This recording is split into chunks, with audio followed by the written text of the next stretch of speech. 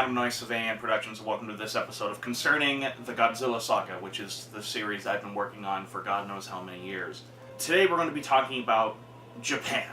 Next to the Second Iraq-Iran War, which I've done a video on, this is the single most important thing to impact this universe in the Godzilla Saga. And again, this is an alternate history timeline. What happens in Japan doesn't so much affect Godzilla and King Kong, the first novel of, the saga, but more in the three books that follow. Admittedly, Godzilla and King Kong and a lot of Godzilla vs. Biollante, which is the second book, are very nationalistic and small scale. Like, they focus mainly on the United States. And in Godzilla vs. Biollante, that's kind of expanded to Russia. But again, they're kind of smaller in scale than the final two books, Godzilla vs. Titanosaurus and Godzilla the Immortal. However, the Second Iraq-Iran War directly affects mentalities in Japan, and it started way back with the Sendai tsunami, which of course was quite a few years ago now, but it starts back with the Sendai tsunami. Nationalists began to regain their power, but never took true control over Japanese parliament. Which this is actually kind of true. This is kind of going on in Japan now in our timeline, but I'm pushing it a little further along in the Godzilla Saga universe, and I'll get into why in just a little bit. But these nationalists mainly wanted to change their constitution to allow their military to become an offensive unit instead of defensive. This was set forward by their post-war constitution from World War II. This would bypass many bureaucratic things that largely hurt those in Sendai and the meltdown in the Fukushima plant. This actually happened, and Shin Godzilla actually plays up on this quite a bit. Shin Godzilla admittedly was not really an inspiration for this. I actually had written this out way before Shin Godzilla came out, but Shin Godzilla made me really want to play with it. When the war ended, the Second Iraq-Iran War, a lot of the military spending in the U.S. was cut by the election of an extremely liberal House, Senate, and executive branch. For those of you who want to know a little more about that, again, watch the first episode of Concerning the Godzilla Saga, where I talk about the Second Iraq-Iran War itself. But in short terms, military spending was literally cut in half. It had grown so much over the years that suddenly, with the loss of the Second Iraq-Iran War and the sudden turn in trust within the armed forces, suddenly drastic cuts were made very quickly. And basically, as I said, this resulted in the military budget being slashed in half. This resulted in places like South Korea and Japan to lose their army bases, and I mean lose it. America became very isolationist during this time period. And this gave Japan and South Korea a massive wake-up call, which fed into that sort of nationalistic point of view that they would gain, and certainly Japan, especially in Japan. By 2029, Japan gained some right-wing control in Parliament for the first time ever, really, since World War II. And they began to increase their spending on the Japanese self-defense forces, particularly in the Navy Department. This is why the Japanese were so willing to help America when Godzilla first returned in Hawaii in Godzilla and King Kong. They basically wanted to play with their military, and, well, things didn't turn out very good for them, let's just put it that way. However, this sudden boost in spending, because of this increase in so on and so forth in their military budget, sent the Japanese yen into a spiral of inflation, making the yen almost worthless, which is bad. Very, very, very bad. This resulted in Japan falling into a bit of a depression on their own front. Like, their country basically was kind of scrambling. Basically, something very similar to what Germany went through right after World War I. This here is what really drives a lot of this forward. X-Day. X-Day came, which I actually stole the name X-Day from what was considered the if the atomic bombs didn't work, or if we didn't have the atomic bombs in World War II, the planning of the actual invasion of Japan, the first day was called X-Day.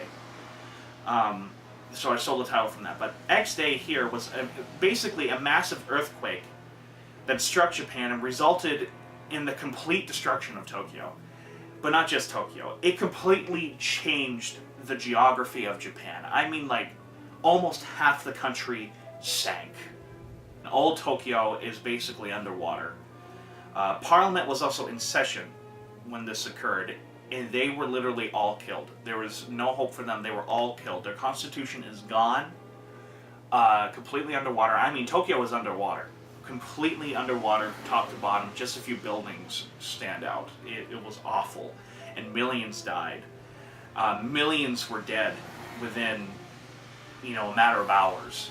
This earthquake was sudden. It came without warning, and there was nothing Japan could do about it. It hit. Like, this is what would happen if something like this, and something like this will unfortunately happen one day. There's nothing Japan could do about it. Absolutely nothing. And with Parliament gone, there was no structure at all. The result of this was that basically a large power vacuum forms in Japan, and nothing gets done as a result, because there's all these little kind of feudal factions being formed throughout the country. Most of these were generals or wealthy businessmen in key positions that tried and failed to reunite the remains of Japan. These people were often very ambitious, and often if they didn't get all of their demands, they would get nothing at all. And that's what led to a lot of this, for a while there, almost like this feudalistic, a dark age kind of ordeal in Japan. And no one really helped them. America certainly didn't. America refused. Again, America was going through a period of great isolation at this time.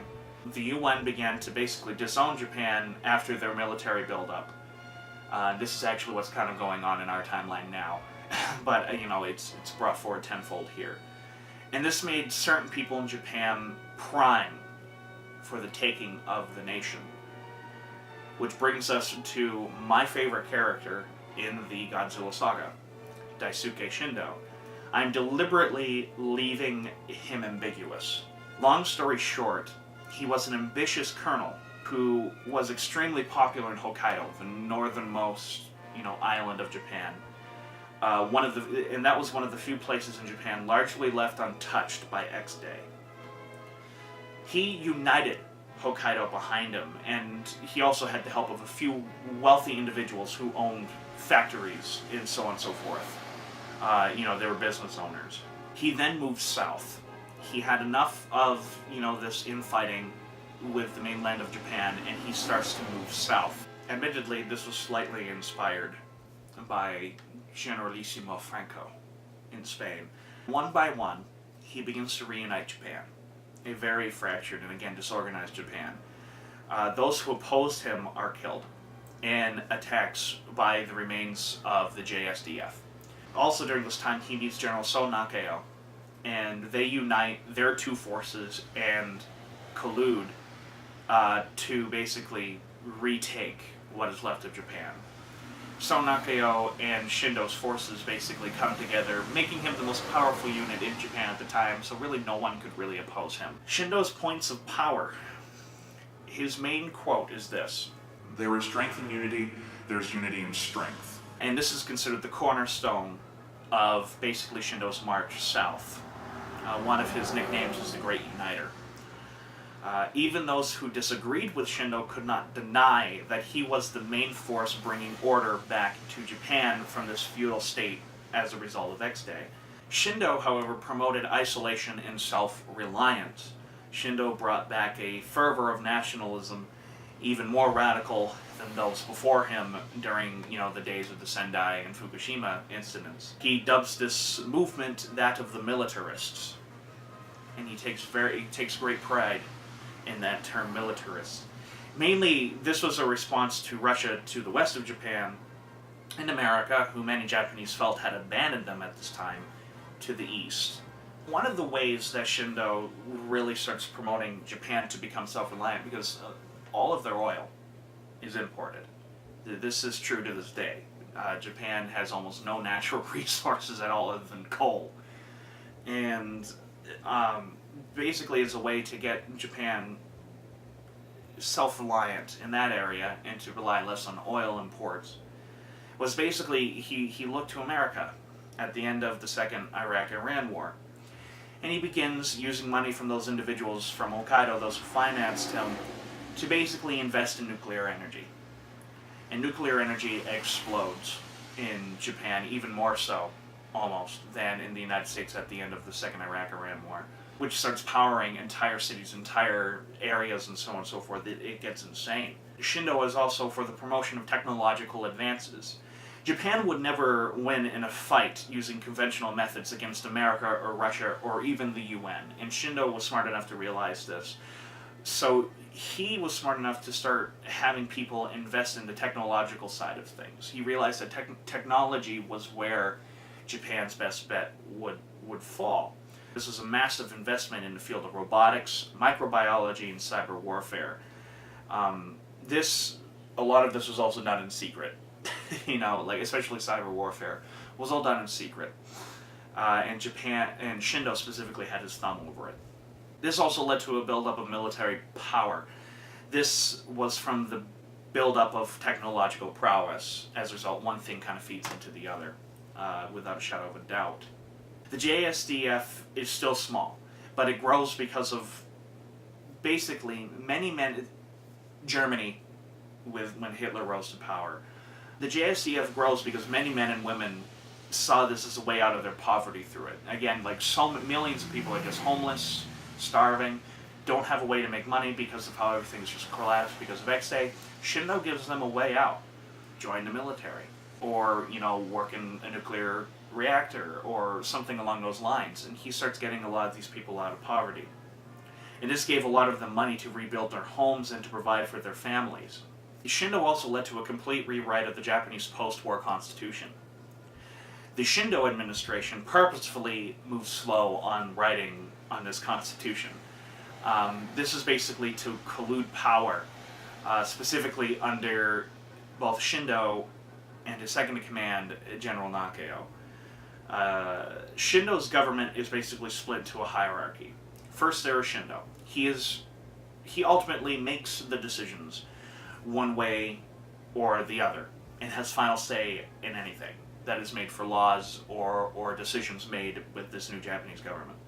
Then there is the council, headed by General Nakao, who also is the head of the defense forces, which include the police, by the way. And this council, made up of 10 people, make policies or propose decisions on actions to take. And then underneath the council, there are finally the governors. And these are mainly military generals who are left over from the power vacuum. Shindo does not like the governors, however, he sees the importance of them to make smaller scale decisions and not to bog him down with everything. They are basically in charge of certain territories that make minor decisions that only affect those areas, basically like governors do here in the United States. However, the most important thing here is that almost all decisions have to be made and approved by Shindo himself, making Shindo, in essence, an emperor. He has complete control over everyone, and he sees everything. Shindo basically is a new Japanese emperor. And basically the people who question his authority as a whole tend to just vanish. Oftentimes their memories are completely erased from Japanese history. And this mainly included those businessmen who first supported Shindo. They have all mysteriously disappeared. So thank you, ladies and gentlemen. Leave a comment telling me what you think, what I should change, blah, blah, blah, blah, blah. Hit the subscribe button for more information that's coming up on here, like the Godzilla Saga on Facebook. All sorts of new information gets released on there at least once a week. I try to update that status once a week just to give a progress report.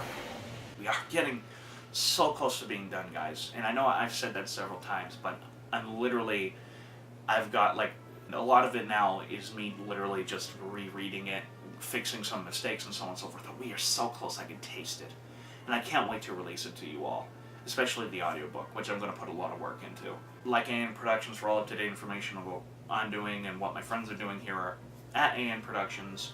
And there's also now Facebook-exclusive content, such as the ANP Network broadcast. Basically, if you have a short film or a documentary that you would like to have promoted, basically you just hand it over to me, and I play it live, usually Saturday nights at 9 p.m. Eastern Standard Time. And, we have a good time. And, again, no strings attached. We just promote it there, and people come watch it live. And we get a lot of people to watch it, and, I'm very proud of it. But in the end, this is Adenoy Savayan Productions saying, sayonara.